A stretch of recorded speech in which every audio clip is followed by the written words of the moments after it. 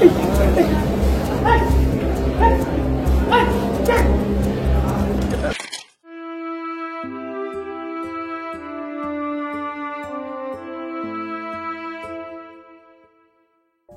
সেলিম পড়ালেখা মাত্র নবম শ্রেণী পর্যন্ত, তবে পাশ করেছেন কিনা তা জানা যায়নি।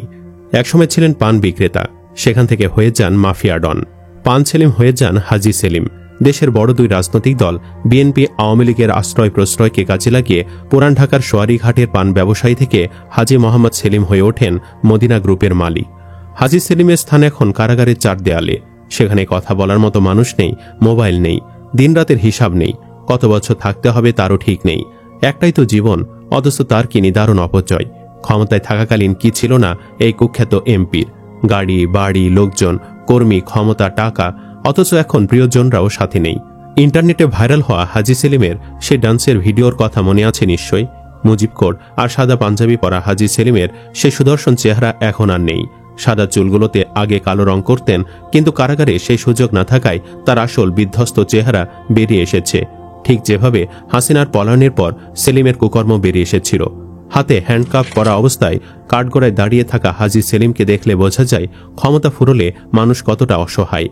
হ্যাঁ, এটাই পুরান ঢাকার মাফিয়া হাজি সেলিমের বর্তমান অবস্থা। যারা অবৈধ টাকার কুমির হচ্ছেন তাদের জন্য শিক্ষা হাজি সেলিম। সাবধান হন, এমনটা কিন্তু আপনার সাথেও হতে পারে। এই ছবিটি একটা চরম শিক্ষা। এখন যারা ক্ষমতায়, আগামীতে যারা ক্ষমতায় আসবেন তাদের জন্য। কত প্রভাবশালীরা এখন চুপসে গেছে, কেউ সালাম দেয় না, ভালোমন্দ জিজ্ঞেস করে না, অথচ আগে কি সম্মান। এই হাজি সেলিম হাসিনার জন্য এসব করে কারাগারে দিন পার করছে, অথচ হাসিনার একজন আত্মীয় গ্রেফতার নেই, আটক নেই। কাঠগড়ায় দাঁড়িয়ে থাকা যে বিধ্বস্ত চেহারা দেখা যায়, তার এই এক্সপ্রেশনই কত সহজে বোঝা যায় যে সে কতটা বিপদগ্রস্ত। ইলেকট্রিশিয়ান শাওন শিকদার হত্যা মামলায় ঢাকা ৭ আসনের সাবেক সংসদ সদস্য হাজি সেলিমকে গ্রেফতার দেখানো হয়েছে। এই মামলায় তাদের গ্রেফতার দেখানোর আবেদন করেন মামলা তদন্ত কর্মকর্তা লালবাগ থানার উপপরিদর্শক আবু ফারেজ জোয়েল। সে আবেদনের শুনানির জন্য হাজি সেলিমকে কারাগার থেকে আদালতে হাজির করা হয় গত পরশুদিন। এরপরে হাজি সেলিমের এই বিধ্বস্ত চেহারা সামনে আসে। হাজি সেলিমের ভাইরাল হওয়া এই ছবি দেখে কেউ কেউ তো বিশ্বাসই করতে চাননি যে এটা আসলেই সেলিম। উল্লেখ্য, ৯০ দশকে বিএনপি নেতা মীর শওকতের হাত ধরে রাজনীতিতে উত্থান হয় হাজি সেলিমের। ১৯৯৪ সালে তিনি ঢাকা সিটি কর্পোরেশনের ৬৫ ও ৬৬ নম্বর ওয়ার্ডে গরুর গাড়ি মার্কা নিয়ে কমিশনার নির্বাচিত হন। ১৯৯৬ সালের জাতীয় সংসদ নির্বাচনে অংশ নেওয়ার জন্য বিএনপির মনোনয়ন চেয়েছিলেন হাজি সেলিম, কিন্তু মনোনয়ন না দেওয়ায় যোগ দেন আওয়ামী লীগে। আওয়ামী লীগ তাকে মনোনয়ন দেয়।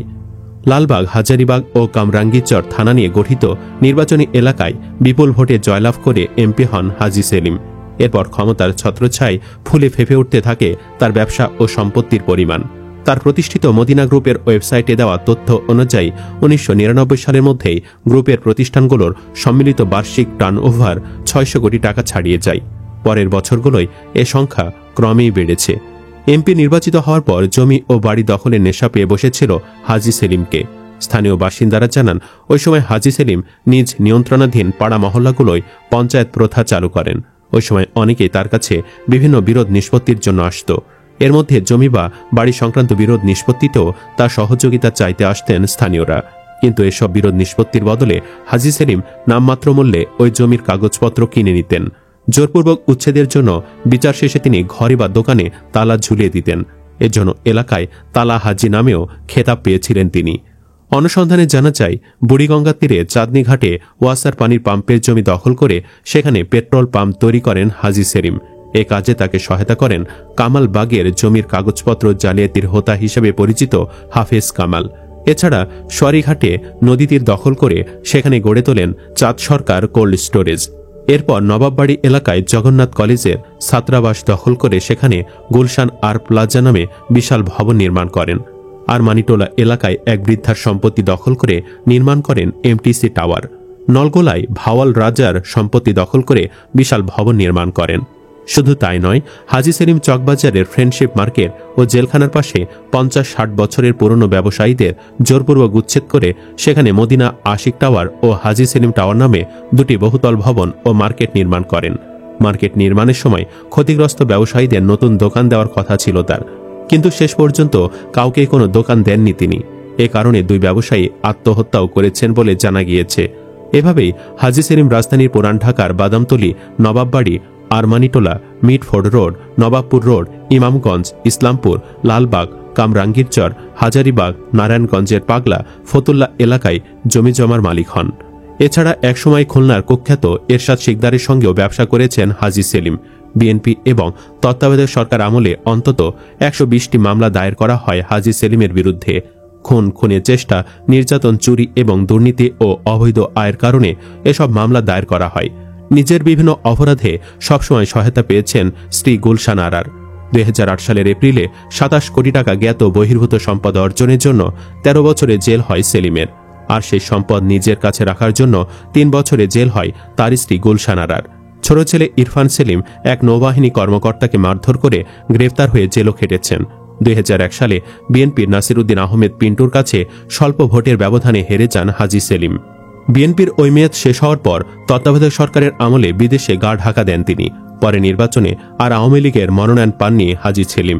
২০০৮ সালে নির্বাচনে আওয়ামী লীগ থেকে তার জায়গায় মনোনয়ন পান বাংলাদেশ মেডিকেল অ্যাসোসিয়েশন নেতা ডাক্তার মোস্তফা জালাল মহিউদ্দিন।